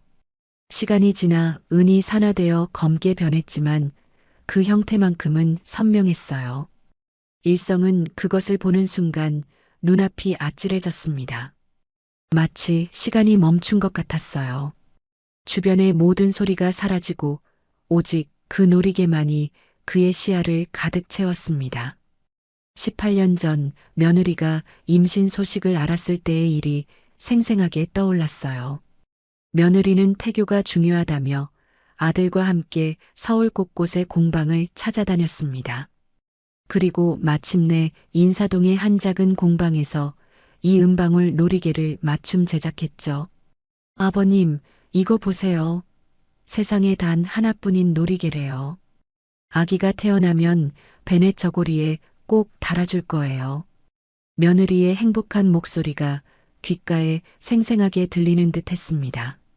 그때 며느리는 얼마나 기뻐했던가요? 아들과 함께 손을 잡고 놀이개를 보며 웃던 그 모습이 눈에 선했어요. 회장님? 민서의 목소리에 일성은 정신을 차렸습니다. 그는 자신도 모르게 손을 뻗어 놀이개를 집어들었어요. 떨리는 손으로 놀이개를 만지작거렸습니다. 이게 일성의 목소리는 갈라져 있었어요. 이게 대체 어디서? 할머니는 회장의 이상한 반응에 당황했습니다. 회장님, 혹시 이걸 아십니까? 일성은 대답 대신 놀이개를 가슴에 꽉 쥐었어요. 그의 눈에서 눈물이 주르르 흘러내렸습니다. 72년 인생에서 남들 앞에서 눈물을 보인 적이 거의 없었던 그였지만 지금은 참을 수가 없었어요. 회장님? 민서가 놀라서 일어섰습니다. 하지만 일성은 손을 들어 괜찮다는 신용을 했어요. 죄송합니다. 일성은 손수건으로 눈가를 닦았습니다. 그리고는 떨리는 목소리로 말했어요. 이건 18년 전 제 며느리가 만든 겁니다. 방 안에 정적이 흘렀어요. 할머니와 민서는 무슨 말인지 이해하지 못한 채 일성을 바라봤습니다. 며느리는 아이를 임신했을 때 태교를 위해 아들과 함께 이 놀이개를 직접 제작했어요. 세상에 단 하나뿐인 그 아이만을 위한 선물이었죠. 일성은 놀이개를 테이블 위에 조심스럽게 내려놓았습니다. 민서의 얼굴이 하얗게 질렸어요. 할머니도 입을 떡 벌린 채 일성과 놀이개를 번갈아 봤습니다. 그런데 그 며느리와 아들은 일성은 말을 잇지 못하고 목이 메었습니다. 18년 전 5월 3일 교통사고로 세상을 떠났습니다. 할머니의 손이 떨렸습니다. 그녀는 민서를 바라봤어요. 민서도 할머니를 바라봤습니다. 두 사람 모두 무슨 말을 해야 할지 몰랐어요. 일성은 주머니에서 지갑을 꺼냈습니다. 그리고 지갑 속 깊숙이 간직해둔 작은 사진 한 장을 꺼냈어요. 바래고 낡았지만 소중하게 보관한 흔적이 역력한 사진이었습니다. 이게 제 아들과 며느리입니다. 사진 속에는 행복하게 웃고 있는 젊은 부부가 있었어요. 그리고 며느리의 손에는 바로 그 은방울 놀이개가 들려 있었습니다. 할머니는 사진을 보더니 입을 막았습니다. 민서는 눈을 크게 뜨고 사진 속 남자를 바라봤어요. 그 남자는 민서와 놀라울 정도로 닮아 있었습니다. 이건 민서의 목소리가 떨렸습니다. 그는 민서를 똑바로 바라봤어요. 눈물로 흐려진 시야 속에서도 민서의 얼굴이 선명하게 보였습니다. 죽은 아들을 빼닮은 그 얼굴이요. 일성은 떨리는 목소리로 입을 열었어요. 제가 한 가지 제안을 드려도 되겠습니까? 네, 말씀하세요. 할머니가 조심스럽게 대답했습니다. 일성은 잠시 망설이다 결심한 듯 고개를 들었어요. 그의 눈빛에는 간절함이 가득했습니다. 유전자 검사를 해보면 어떻겠습니까? 방 안에 정적이 흘렀어요. 민서는 눈을 크게 뜨고 일성을 바라봤고 할머니는 입을 떡 벌린 채 얼어붙었습니다. 유전자 검사요? 민서가 떨리는 목소리로 되물었어요. 네. 이 놀이개가 제 며느리가 만든 것이 확실하다면, 그리고 민서 양이 보육원에 버려진 날짜가 18년 전 5월 초라면, 일성은 말을 잇지 못하고 목이 메었습니다. 혹시 모를 일입니다. 하지만 확실하게 알아야 합니다. 제발 저의 부탁을 들어주십시오. 민서는 할머니를 바라봤어요. 할머니도 민서를 바라봤습니다. 두 사람 모두 무슨 말을 해야 할지 몰랐죠. 할머니가 먼저 입을 열었습니다. 회장님, 정말 이 아이가 회장님의 손녀일지도 모른다고 생각하시는 겁니까? 저도 확신할 수는 없습니다. 하지만 일성은 놀이개를 가리켰어요. 이것만은 확실합니다. 이건 제 며느리가 직접 만든 세상에 단 하나뿐인 물건입니다. 민서는 자신의 손을 내려다봤습니다. 그러다 조용히 고개를 들었어요. 좋습니다. 검사하겠습니다. 민서야. 할머니가 놀라서 민서를 붙잡았지만 민서는 고개를 저었습니다. 할머니, 만약 정말 제 친부모님을 찾을 수 있다면 알고 싶어요. 제가 어디서 왔는지, 누구의 아이인지. 민서의 눈에는 눈물이 맺혀 있었어요. 그녀도 평생 궁금했던 겁니다. 자신을 버린 부모가 누구인지, 왜 버려졌는지요. 일성은 민서의 손을 꽉 잡았습니다. 고맙네. 정말 고마워. 식사는 그렇게 끝이 났어요. 일성은 비서에게 연락해 유전자 검사 키트를 준비하라고 지시했습니다. 그리고 민서와 할머니를 집까지 직접 모셔다 드렸죠. 차 안에서 일성은 백미러로 뒷좌석의 민서를 바라봤어요. 민서는 창밖을 보고 있었지만 그 표정에는 불안과 기대가 뒤섞여 있었습니다. 민서의 집 앞에 도착했을 때 일성이 말했습니다. 검사 결과가 나오면 바로 연락드리겠습니다. 감사합니다, 회장님. 민서와 할머니가 내린 뒤 차는 다시 출발했어요. 일성은 조수석에 놓인 놀이개를 집어들었습니다. 18년 만에 다시 손에 쥔 며느리의 유품. 그것이 손녀를 찾아줄 열쇠가 될지도 모른다는 생각에 그의 가슴이 두근거렸어요. 저택에 도착하자마자 일성은 곧장 서재로 향했습니다. 그리고 깊숙한 서랍 안에서 오래된 상자 하나를 꺼냈어요. 먼지가 수북이 쌓인 상자를 열자 안에는 며느리의 물건들이 고스란히 보관되어 있었습니다. 일성은 그 중에서 작은 봉투 하나를 꺼냈어요. 봉투 안에는 놀이개 제작 보증서와 디자인 도안이 들어 있었습니다. 18년 전 며느리가 공방에서 받은 그대로였죠. 일성은 도안을 펼쳐 할머니에게서 받은 놀이개와 대조했습니다. 은방울의 크기, 매듭의 형태, 세세한 무늬까지 모든 것이 완벽하게 일치했어요. 틀림없어. 이게 바로 그거야. 일성은 놀이개를 가슴에 꽉 쥐었습니다. 드디어 확실한 물증을 찾았어요. 이제 남은 건 유전자 검사뿐이었습니다. 다음 날 아침, 일성은 집무실에 앉자마자 비서실장을 불렀습니다. 밤새 한숨도 자지 못한 그의 얼굴에는 피로가 역력했지만 눈빛만은 번뜩였어요. 비서실장. 네, 회장님. 박현숙에 대한 조사를 다시 시작하게. 이번엔 더 깊이, 더 철저하게. 18년 전 그날 병원에서 무슨 일이 있었는지, 그 여자가 정확히 무엇을 했는지 낱낱이 밝혀내. 비서실장은 회장의 단호한 목소리에 긴장했습니다. 어디까지 조사하면 되겠습니까? 제한 없네. 돈도 시간도 인력도 필요한 건 다 쓰게. 하지만 일주일 안에 결과를 가져와. 알겠습니다.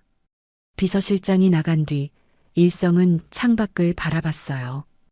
유전자 검사 결과가 나오기까지는 사나흘이 걸릴 예정이었습니다. 그 전까지 박현숙에 대한 모든 것을 파헤쳐야 했어요.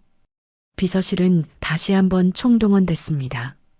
이번에는 18년 전 그 병원에서 일했던 모든 사람을 찾아 직접 인터뷰했어요. 은퇴한 의사, 간호사, 심지어 당시 청소부까지 모두 만났습니다. 어느 날 오후 비서실장이 급하게 일성의 집무실로 달려왔습니다. 그의 손에는 두툼한 보고서가 들려 있었어요. 회장님 찾았습니다. 일성은 의자에서 벌떡 일어났습니다. 무엇을 찾았나? 당시 신생아실에서 일했던 조무사를 찾았습니다. 그 사람이 박현숙에 대해 결정적인 증언을 했습니다. 비서실장은 보고서를 펼쳤어요. 박현숙은 18년 전 5월 3일 회장님 아드님 부부와 같은 날 먼저 출산했습니다. 미혼모 신분이었고 경제적으로 극도로 궁핍한 상태였다고 합니다. 계속하게 그날 밤 아드님 부부가 교통사고로 실려왔을 때 병원 전체가 아수라장이었다고 합니다. 응급실과 수술실은 물론 신생아실까지 혼란스러웠죠. 일성은 주먹을 꽉 쥐었어요. 그날 밤의 기억이 생생하게 떠올랐습니다. 그런데 바로 그날 밤 조무사가 이상한 걸 목격했다고 합니다. 무엇을? 박현숙이 신생아실에서 두 아기의 침대를 바꾸는 걸 봤다고 합니다. 당시에는 혼란스러워서 실수인 줄 알았다고 합니다. 하지만 지금 생각해보니 비서실장은 말을 멈추고 일성을 바라봤어요. 식별띠까지 바꾼 것 같다고 합니다. 일성의 얼굴이 하얗게 질렸습니다. 확실한가? 네. 조무사는 당시 이상하다고 생각했지만 박현숙이 선배 간호사였고 자신은 신입이라 감히 말을 못했다고 합니다. 그리고 며칠 뒤 박현숙이 횡령 사건으로 도주하는 바람에 그 일을 까맣게 잊고 있었다고 합니다. 일성은 책상을 주먹으로 쾅 내리쳤어요. 그 소리가 집무실에 울려 퍼졌습니다. 그 여자가 감히. 일성은 의자에 주저앉았어요. 모든 퍼즐 조각이 맞춰지는 순간이었습니다. 바로 그때 집무실 전화가 울렸습니다. 비서가 전화를 받더니 일성에게 말했어요. 회장님, 유전자 검사 결과가 나왔다고 합니다. 일성은 떨리는 손으로 전화를 받았습니다. 여보세요. 회장님, 검사 결과를 알려드립니다. 검사기관 담당자의 목소리가 들렸어요. 강일성 회장님과 이민서 학생의 유전자 검사 결과 친조부와 손녀 관계 확률이 99.9%입니다. 의학적으로 확실한 혈연 관계라고 판단됩니다. 일성은 전화기를 쥔 채 얼어붙었어요. 18년간 의심했던 것이 사실로 드러난 순간이었습니다. 감사합니다. 일성은 전화를 끊고 비서실장을 바라봤어요. 민서 양에게 연락하게. 오늘 저녁 집무실로 부르게. 그날 저녁 7시 민서가 집무실에 도착했습니다. 그녀는 불안한 표정으로 문을 열고 들어왔어요. 일성은 책상 앞에 서서 민서를 맞이했습니다. 앉게, 민서 양. 민서는 조심스럽게 의자에 앉았어요. 그녀의 손이 떨리고 있었습니다. 일성은 책상 위에 차례로 서류들을 올려놓기 시작했어요. 먼저 유전자 검사 결과지, 그 다음 은방울 놀이개와 제작 보증서, 마지막으로 박현숙의 범행 조사 보고서였습니다. 민서 양, 아니, 일성은 떨리는 목소리로 말했습니다. 내가 내 할아버지다. 민서의 눈에서 눈물이 주르르 흘러내렸어요. 박현숙은 자신의 딸을 우리 집에 남겨두고 내 진짜 손녀인 너를 보육원에 버렸어. 그리고 모든 걸 감추기 위해 횡령 사건을 만들어 해외로 도망쳤지.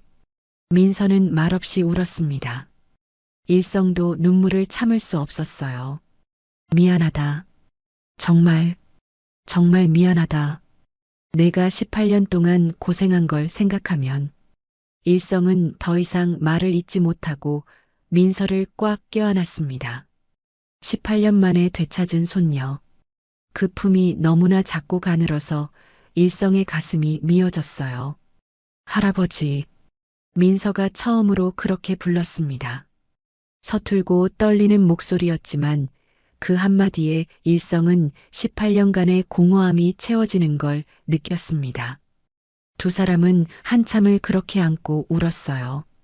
밤은 깊어가고 있었지만 그들에게는 새로운 시작이었습니다. 집무실을 나선 민서는 한동안 멍하니 서 있었습니다. 비서가 준비한 차가 저 앞에서 기다리고 있었지만 그녀는 발이 떨어지지 않았어요. 방금 전까지 있었던 일이 꿈만 같았습니다. 자신에게 진짜 할아버지가 있다는 것, 친부모가 있었다는 것, 그들이 자신을 사랑했다는 것, 모든 게 너무 갑작스럽고 믿기지 않았어요. 민서야. 뒤에서 일성의 목소리가 들렸습니다. 민서는 천천히 돌아봤어요. 일성은 여전히 눈가가 붉었지만 얼굴에는 부드러운 미소가 걸려 있었습니다. 집에 가서 할머니께 말씀드려라. 내일 다시 만나자. 민서는 고개를 끄덕였어요. 그리고는 차를 타고 옥탑방으로 돌아갔습니다. 계단을 오르는 내내 민서는 어떻게 할머니께 말씀드려야 할지 고민했어요. 자신을 18년간 키워준 할머니. 피 한 방울 섞이지 않았지만 진짜 가족보다 더 큰 사랑을 준 그분께 어떻게 말해야 할까요? 문을 열고 들어서자 할머니가 부엌에서 저녁을 준비하고 있었습니다. 민서야 왔니? 검사 결과는 어땠어? 민서는 대답 대신 할머니를 꽉 껴안았어요. 그리고는 한참을 울었습니다. 할머니는 민서의 등을 토닥이며 기다려줬어요. 한참 뒤에야 민서는 떨리는 목소리로 모든 것을 설명했습니다. 할머니는 민서의 이야기를 들으며 조용히 울었습니다. 기쁨의 눈물인지 슬픔의 눈물인지 알 수 없는 복잡한 눈물이었어요. 다행이다. 정말 다행이구나. 내가 드디어 진짜 가족을 찾았구나. 할머니의 목소리에는 안도가 묻어났습니다. 할머니, 하지만 제게는 할머니가. 알아, 너는 내 손녀야. 피가 안 섞였어도 넌 내 손녀고 나는 내 할머니야. 두 사람은 그날 밤 늦도록 이야기를 나눴습니다. 지난 18년의 추억을, 앞으로 펼쳐질 미래를요. 사흘 뒤 민서는 일성을 자신이 살던 옥탑방으로 초대했습니다. 일성은 비서의 만류에도 불구하고 혼자 그곳을 찾아갔어요. 낡은 건물의 가파른 시멘트 계단. 일성은 한 계단 한 계단 천천히 올라갔습니다. 페인트가 벗겨진 벽, 삐걱거리는 난간. 손녀가 18년간 오르내렸을 이 계단을 밟으며 일성의 가슴은 점점 무거워졌어요. 옥탑방 문 앞에 도착했을 때 민서가 문을 열고 나왔습니다. 할아버지, 오셨어요? 그래, 민서야. 일성은 민서가 할아버지라고 부르는 것에 아직도 익숙하지 않았지만 그 호칭이 들릴 때마다 가슴이 따뜻해졌어요. 좁지만 들어오세요. 문을 열고 들어선 일성은 그 자리에 멈춰 섰습니다. 방은 정말 좁았어요. 작은 부엌, 거실과 방이 구분되지 않은 공간, 낡은 가구들. 하지만 그 안은 깨끗하게 정돈되어 있었습니다. 일성의 시선이 벽 한쪽에 붙어 있는 상장들에 멈췄어요. 모범상, 개근상, 효행상. 민서가 학창 시절 받은 상들이었습니다. 비록 명문 학교는 아니었지만 민서는 최선을 다해 공부했던 거예요. 민서야, 이건 부끄럽죠? 별것도 아닌데. 민서가 머리를 극적였지만 일성은 고개를 저었습니다. 아니다. 정말 자랑스럽구나. 일성의 시선은 다시 찬장으로 옮겨갔어요. 거기에는 할머니의 약봉지들이 가득 쌓여 있었습니다. 당뇨약, 혈압약, 소화제. 할머니가 얼마나 아프신지 한눈에 알 수 있었죠. 할머니 약값이 많이 들었겠구나. 네. 하지만 괜찮아요. 제가 벌었으니까요. 민서는 태연하게 말했지만 일성은 그 뒤에 숨겨진 고생을 알 수 있었어요. 얼마나 많은 밤을 배달하며 보냈을까요? 얼마나 많은 눈물을 흘렸을까요? 할머니가 부엌에서 차를 내오셨습니다. 회장님, 변변찮은 곳에 와주셔서 감사합니다. 아닙니다. 제가 감사드려야죠. 18년간 우리 손녀를 이렇게 잘 키워주셔서요. 일성은 할머니의 손을 잡았어요.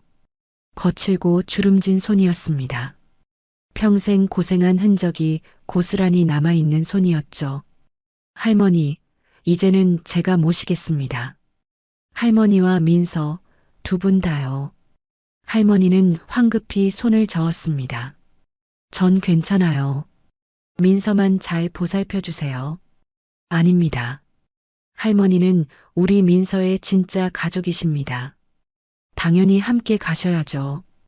일성의 단호한 목소리에 할머니는 눈물을 흘렸어요.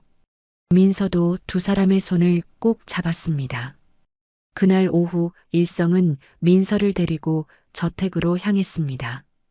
민서는 차창 밖으로 스쳐 지나가는 거리를 보며 조용히 앉아 있었어요.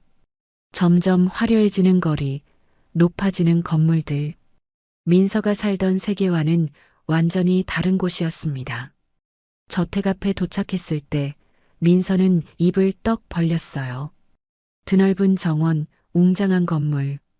마치 영화에서나 봤을 법한 곳이었습니다. 여기가 할아버지 집이에요? 그래. 그리고 이제는 내 집이기도 하단다. 일성은 민서의 손을 잡고 현관으로 들어갔어요. 하인들이 일렬로 서서 고개를 숙였습니다. 민서는 어색해하며 일성의 뒤를 따랐죠. 일성은 민서를 3층으로 데려갔습니다. 긴 복도를 지나 가장 안쪽 방 앞에서 멈춰 섰어요. 민서야, 이 방은 18년간 아무도 들어가지 못하게 했던 곳이다. 일성은 열쇠를 꺼내 문을 열었습니다. 문이 열리자 오래된 공기가 흘러나왔어요. 하지만 방 안은 깨끗하게 관리되어 있었습니다. 민서는 조심스럽게 방 안으로 들어갔어요. 방 안에는 젊은 부부의 사진이 벽에 걸려 있었습니다. 행복하게 웃고 있는 두 사람. 민서는 그 사진 앞에서 발걸음을 멈췄어요. 저분들이, 그래, 내 아버지와 어머니시다. 민서는 사진 속 남자를 뚫어져라 바라봤습니다. 사람들이 자신과 닮았다고 했던 그 얼굴. 이제야 그 의미를 알 것 같았어요. 이 사람이 자신의 아버지였다니요. 아버지는 착한 사람이었어. 항상 남을 먼저 생각했지. 일성은 방 안을 천천히 둘러보며 말했어요. 어머니는 따뜻한 사람이었단다. 너를 얼마나 기다렸는지 몰라.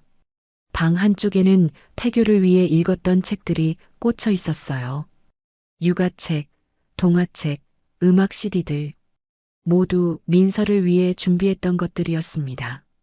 그리고 구석에는 낡은 기타가 놓여 있었어요. 내 아버지가 쓰던 거란다. 기타를 정말 좋아했지. 너한테도 연주해주고 싶어 했어. 민서는 기타 앞에 무릎을 꿇고 앉았습니다. 그리고 조심스럽게 기타줄을 튕겨봤어요. 18년 만에 울린 소리는 조금 음이 틀렸지만 여전히 아름다웠습니다. 일성은 벽장을 열었어요. 그 안에는 하얀 베넷 저고리가 걸려 있었습니다. 며느리가 직접 만든 민서를 위한 베넷 저고리였죠. 여기 봐라. 일성이 베넷 저고리를 가리켰습니다. 한쪽 어깨 부분에 작은 고리가 달려 있었어요. 여기에 은방울 놀이개를 달 예정이었단다. 하지만 일성은 주머니에서 할머니에게 받은 놀이개를 꺼냈어요. 내가 태어나던 그날의 혼란 속에서 이것은 너와 함께 사라졌지. 18년 동안 이 자리는 비어 있었어. 일성은 놀이개를 베넷 저고리에 조심스럽게 달았습니다. 딸깍 작은 소리와 함께 놀이개가 제자리를 찾았어요. 마치 18년간 주인을 기다린 것처럼요. 민서는 그 모습을 보며 눈물을 참을 수 없었습니다.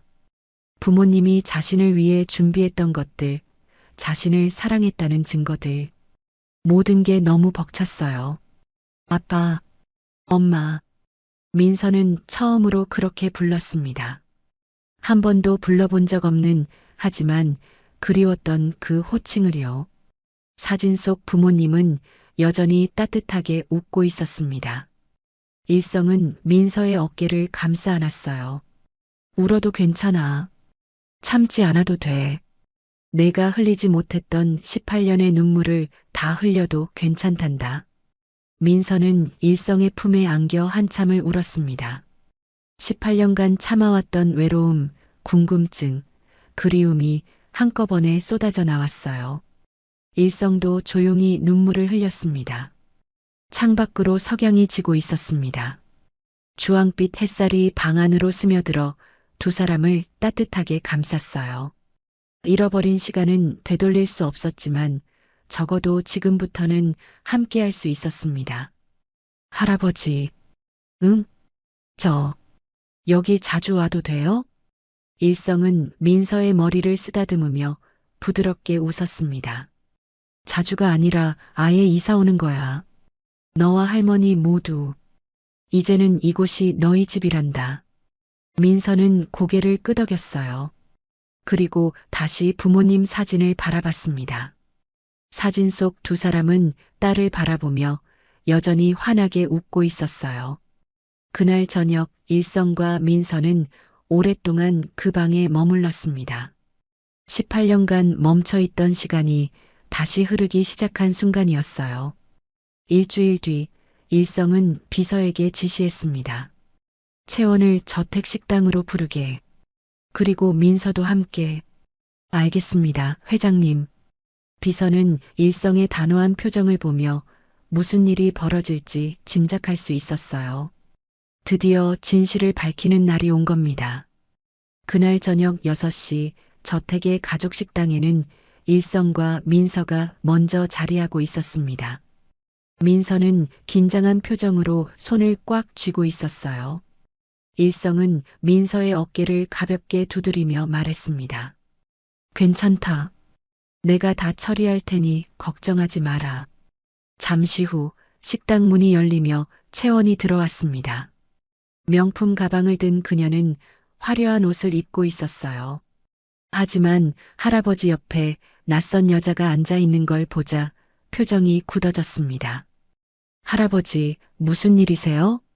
채원은 민서를 힐끗 보며 노골적으로 불쾌한 표정을 지었어요. 잠깐, 저번에 우리 차 박은 애 아니에요? 채원의 목소리에는 비아냥이 섞여 있었습니다. 왜 저런 애가 여기 있는 거예요? 설마 할아버지가 또 불쌍해서 밥이라도 사주시는 건가요? 일성은 대답하지 않았어요. 그는 조용히 책상 서랍에서 서류들을 꺼내 테이블 위에 하나씩 올려놓기 시작했습니다. 채원은 서류들을 보며 점점 불안한 표정이 됐어요. 할아버지, 이게 대체 뭐예요? 앉아라. 일성의 목소리는 차갑고 단호했습니다. 채원은 본능적으로 그 무게를 느끼고 조심스럽게 자리에 앉았어요. 채원아. 일성은 채원을 똑바로 바라봤습니다. 오늘 내가 너한테 할 말은 평생 듣게 될 말 중 가장 충격적인 것일 거다. 할아버지, 무슨. 조용히 듣거라. 일성은 천천히 하지만 또박또박 말하기 시작했어요.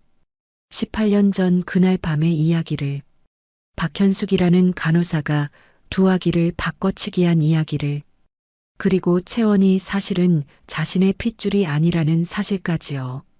채원의 얼굴이 점점 하얗게 질려갔습니다. 거짓말이에요. 채원이 벌떡 일어나며 소리쳤어요. 할아버지가 노망나신 거예요. 그럴 리가 없어요.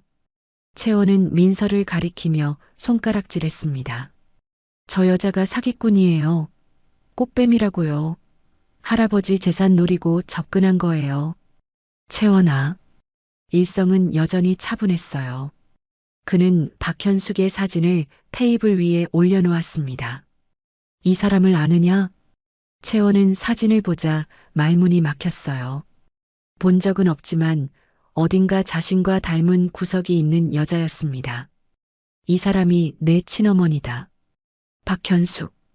18년 전 너를 낳고 나와 내 손녀를 바꿔치기 한 사람이지. 채원은 고개를 세차게 저었습니다. 아니에요. 제 엄마는 내 엄마는 18년 전에 돌아가셨다. 하지만 그건 내 며느리였어. 너를 낳은 사람은 박현숙이고 그 여자는 지금 해외 도피 중이다. 일성은 유전자 검사 결과지를 채원 앞으로 밀었어요. 이건 나와 민서의 유전자 검사 결과다. 99.9% 일치. 의학적으로 확실한 조성관계지. 채원은 서류를 집어들었다가 바닥에 떨어뜨렸어요. 손이 너무 떨려서 제대로 잡을 수가 없었습니다. 안 돼요. 채원의 목소리가 점점 작아졌습니다. 모든 것이 사실임을 깨닫기 시작한 거예요. 그럼 저는 뭐예요? 채원은 주저앉으며 울음을 터뜨렸습니다. 제가 지금까지 누려왔던 건 다 거짓이었단 말이에요? 일성은 대답하지 않았어요. 침묵 그 자체가 대답이었습니다. 채원은 한참을 울다가 갑자기 전략을 바꿨어요. 그녀는 일성의 바짓가랑이를 붙잡으며 애원하기 시작했습니다. 할아버지, 전 몰랐어요. 전 정말 아무것도 몰랐다고요. 채원의 목소리는 처절했습니다. 제발 저 쫓아내지 마세요. 저한테는 할아버지밖에 없어요. 제가 잘못한 게 뭐예요? 전 그냥 태어났을 뿐인데. 일성은 채원을 내려다봤어요. 그의 눈빛에는 연민이 서려 있었지만 동시에 단호함도 있었습니다. 일어나라, 채원아. 싫어요. 제가 친손녀보다 더 잘할게요. 제발요.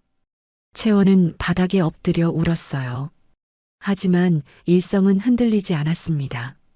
채원아, 너도 피해자다. 내 생모의 뒤틀린 욕망에 이용당한 피해자지.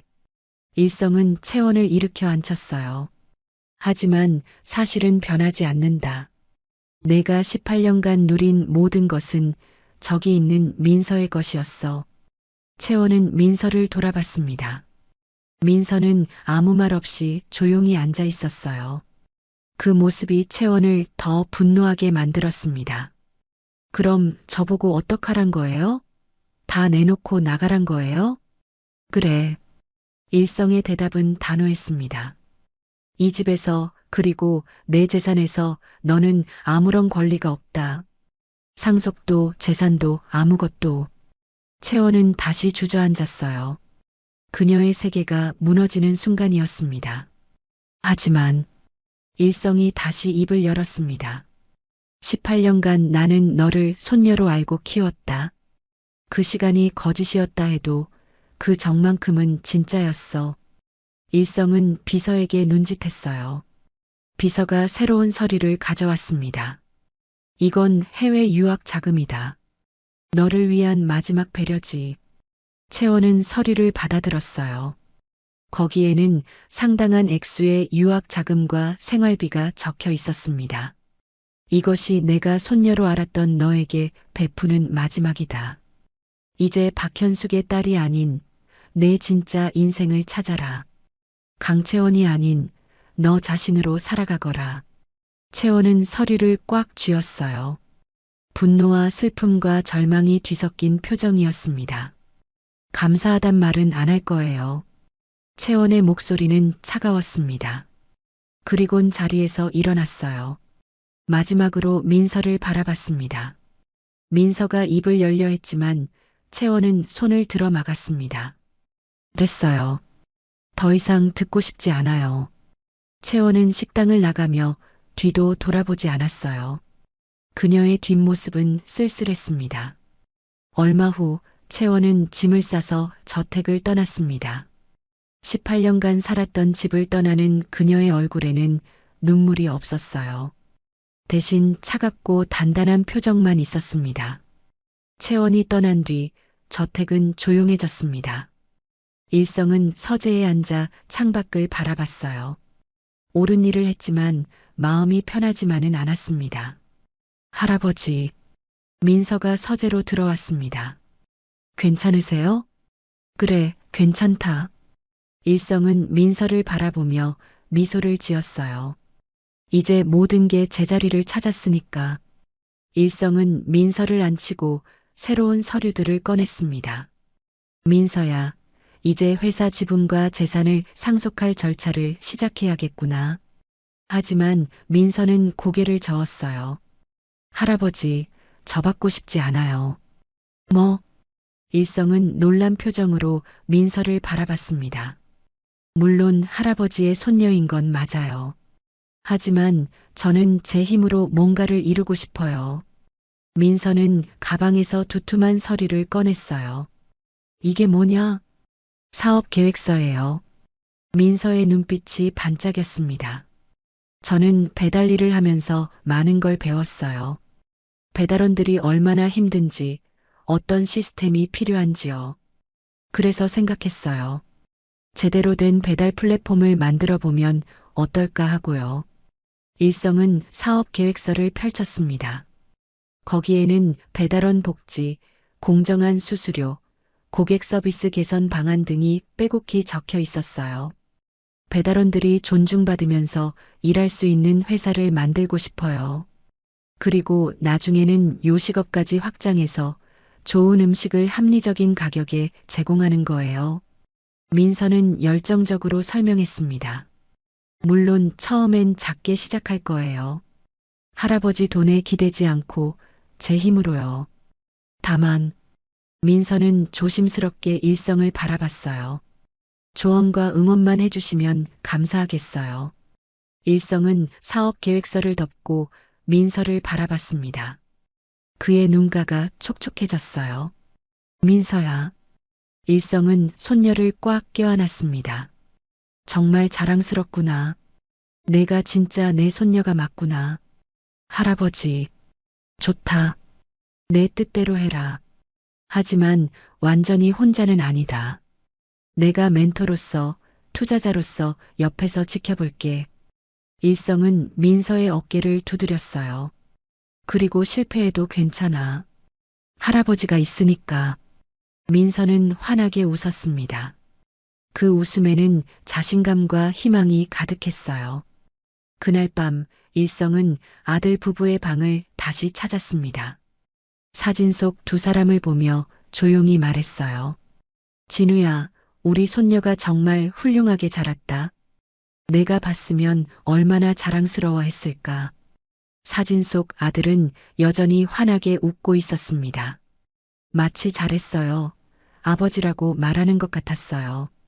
일성은 은방울 놀이개가 달린 베네 저고리를 보며 미소 지었습니다. 3년이 흘렀습니다. 강남 한복판의 높은 빌딩 10층 민서 딜리버리 본사 회의실에서 민서는 직원들과 회의를 하고 있었어요. 깔끔한 정장을 입은 그녀의 모습은 3년 전 비오는 밤 낡은 스쿠터를 몰던 그때와는 완전히 달랐습니다. 배달원분들 복지 개선안은 다음 주부터 시행합니다. 휴게 공간 확충과 보험 혜택 강화, 그리고 우천시 추가 수당까지요. 민서의 목소리는 자신감으로 가득했어요. 직원들은 고개를 끄덕이며 메모했습니다. 그리고 신규 가맹점 오픈 일정도 확정됐죠? 이번 달 안에 10곳을 더 늘릴 겁니다. 회의가 끝나고 민서는 창밖을 바라봤어요. 저 아래 거리에는 민서 딜리버리 로고가 붙은 스쿠터들이 바쁘게 오가고 있었습니다. 3년 만에 회사는 업계의 신화가 되었어요. 혁신적인 배달 시스템, 배달원을 존중하는 문화, 합리적인 수수료. 민서가 직접 배달을 하며 느꼈던 문제점들을 하나하나 개선한 결과였죠. 대표님, 오늘 저녁 약속 잊지 않으셨죠? 비서가 조심스럽게 물었습니다. 물론이죠. 할아버지와 할머니가 기다리고 계시니까요. 민서는 미소를 지으며 가방을 챙겼어요. 저녁 6시 민서는 저택으로 돌아왔습니다. 이제는 자신의 집이 된 그곳. 현관문을 열자 따뜻한 불빛과 함께 할머니의 목소리가 들려왔어요. 민서야, 왔니? 네, 할머니. 민서는 부엌으로 달려갔습니다. 할머니는 저녁 준비를 하고 계셨어요. 예전처럼 좁은 옥탑방이 아니라 넓고 쾌적한 주방에서요. 오늘은 내가 좋아하는 된장찌개 끓였단다. 와, 감사합니다.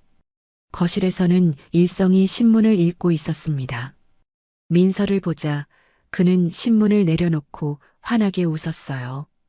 우리 손녀, 오늘도 고생 많았구나. 아니에요, 할아버지. 재밌었어요. 민서는 할아버지 옆에 앉았습니다. 일성은 손녀의 머리를 쓰다듬으며 물었어요. 회사는 잘 되고 있니? 네, 이번 분기 매출도 목표를 넘었어요. 직원들도 다들 열심히 해주시고요. 그래, 잘했다. 정말 자랑스럽구나. 일성의 목소리에는 자부심이 가득했습니다. 저녁 식사 시간이 되었어요. 넓은 식탁에 민서, 일성, 그리고 할머니가 둘러앉았습니다. 예전에는 상상도 못했던 풍경이었죠. 자, 다들 많이 드세요. 할머니가 음식을 덜어주셨어요. 일성은 할머니가 만든 된장찌개를 한 숟가락 떠서 입에 넣었습니다. 역시 손맛이 다르십니다. 우리 집 요리사가 만든 것보다 훨씬 맛있어요. 호호, 회장님도 참 과찬이십니다. 할머니는 수줍게 웃으셨어요. 두 어른은 3년 동안 서로를 사돈처럼 의지하며 지냈습니다. 일성은 할머니의 병원비를 모두 부담했고 할머니는 일성의 건강을 세심하게 챙겨주셨죠. 할머니, 다음 주 병원 검진 날짜 잊지 않으셨죠? 민서가 물었습니다. 그럼 내가 어떻게 잊겠니? 내가 벌써 3번이나 말해줬잖아. 그래도 혹시 몰라서요. 세 사람은 웃으며 식사를 이어갔어요. 식탁 위에는 따뜻한 음식과 함께 더 따뜻한 대화가 오갔습니다. 일성은 이 순간이 얼마나 소중한지 알고 있었어요. 진짜 가족의 웃음소리. 그것이 그가 평생 갈망했던 행복이었습니다. 식사 중에 거실 TV에서 저녁 뉴스가 흘러나왔어요. 민서가 리모컨으로 소리를 키우려는 순간 한 뉴스가 그들의 시선을 사로잡았습니다. 인터폴 공조를 통해 21년간 해외 도피 중이던 박현숙 씨가 오늘 오전 인천공항을 통해 국내로 송환됐습니다. 화면에는 수갑을 찬 중년 여성이 공항을 나오는 모습이 비쳤어요. 21년의 세월이 그녀를 초라하게 만들어 놓았습니다. 박현숙 씨는 21년 전 병원 공금 횡령 및 신생아 바꿔치기, 아동유기, 사문서 위조 등의 혐의로 기소될 예정입니다. 리포터의 목소리가 이어졌어요. 특히 재벌가 신생아를 자신의 딸과 바꿔치기한 전대미문의 범죄 행각이 뒤늦게 밝혀지면서 사회적 충격을 주고 있습니다. 세 사람은 말없이 화면을 지켜봤습니다. 박현숙은 고개를 숙인 채 호송되고 있었어요. 모든 비극의 시작이었던 그녀가 드디어 죗값을 치르게 된 순간이었습니다. 민서는 복잡한 표정으로 화면을 바라봤어요. 분노해야 할까요? 아니면 불쌍하게 여겨야 할까요? 그녀 때문에 18년을 고생했지만 동시에 할머니를 만날 수 있었으니까요. 민서야. 일성이 손녀의 손을 잡았습니다. 괜찮니? 네, 할아버지. 괜찮아요. 민서는 고개를 끄덕이며 미소 지었어요. 이제 다 끝났으니까요. 그분은 그분대로 벌을 받으실 거고 우리는 우리대로 행복하게 살면 되는 거잖아요. 일성은 손녀의 성숙한 모습에 감동했습니다. 할머니도 민서의 어깨를 다독이며 말씀하셨어요. 그래, 우리 민서 말이 맞다. 이제 다 지나간 일이야. 뉴스가 끝나고 세 사람은 다시 식사로 돌아갔어요. 하지만 분위기는 조금 무거워졌습니다. 며칠 뒤 일성에게 해외에서 우편물 하나가 도착했습니다. 비서가 그것을 일성의 서재로 가져왔어요. 회장님, 호주에서 온 엽서입니다. 호주? 일성은 엽서를 받아들었습니다. 뒷면에는 평범한 카페 앞에서 찍은 사진이 인쇄되어 있었어요. 카페 유니폼을 입은 젊은 여성이 조심스럽게 미소 짓고 있었습니다. 채원이었습니다. 일성은 엽서를 뒤집어 적힌 글을 읽었어요. 할아버지께 잘 지내고 계신가요? 저는 호주에서 카페 아르바이트를 하며 학교를 다니고 있습니다. 처음으로 제 힘으로 학비를 벌었습니다. 힘들지만 이상하게 뿌듯합니다. 18년간 누린 것들이 제 것이 아니었다는 걸 이제야 깨달았어요. 진짜 제 삶을 찾게 해주셔서 원망 대신 감사함을 보냅니다. 건강하세요. 채원 올림. 일성은 엽서를 한참 들여다봤어요. 그의 눈가가 촉촉해졌습니다. 비록 핏줄은 아니었지만 18년간 손녀로 키운 아이였으니까요. 잘 살거라, 채원아. 일성은 엽서를 조용히 서랍에 넣었습니다. 그리고 창밖을 바라보며 깊은 숨을 내쉬었어요. 이제 정말 모든 것이 제자리를 찾았습니다. 한 달 뒤 민서 딜리버리 신사옥 준공식이 열렸습니다. 화려한 개막식에는 많은 하객들이 참석했어요. 일성도 귀빈석에 앉아 손녀의 성공을 지켜봤습니다. 준공식이 끝나고 민서는 하객들을 1층 로비로 안내했습니다. 로비 한가운데 가장 눈에 잘 띄는 곳에는 유리 케이스로 보호된 특별한 전시물이 있었어요. 하나는 찌그러진 검은색 세단의 범퍼였습니다. 3년 전 그날 밤 사고로 손상된 일성의 차 부품이었죠. 다른 하나는 낡고 부서진 스쿠터였습니다. 민서가 마지막 배달을 하던 그 스쿠터요. 전시물 아래에는 작은 동판이 붙어 있었어요. 기적의 시작.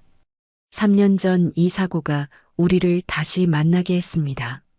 하객들이 전시물을 신기하게 바라봤어요. 누군가가 물었습니다. 대표님, 이게 무슨 의미인가요? 민서는 환하게 웃으며 대답했습니다. 제 인생을 바꾼 사고입니다. 만약 그날 밤 비가 오지 않았다면, 제가 그 로터리를 지나지 않았다면 아마 지금의 저는 없었을 거예요. 민서는 일성을 바라봤어요. 일성도 손녀를 바라보며 미소 지었습니다. 때론 불행처럼 보이는 일도 결국 축복이 될 수 있다는 걸 이 전시물이 보여줍니다. 모든 배달원분들에게도 그런 희망을 주고 싶었어요. 하객들이 박수를 보냈습니다.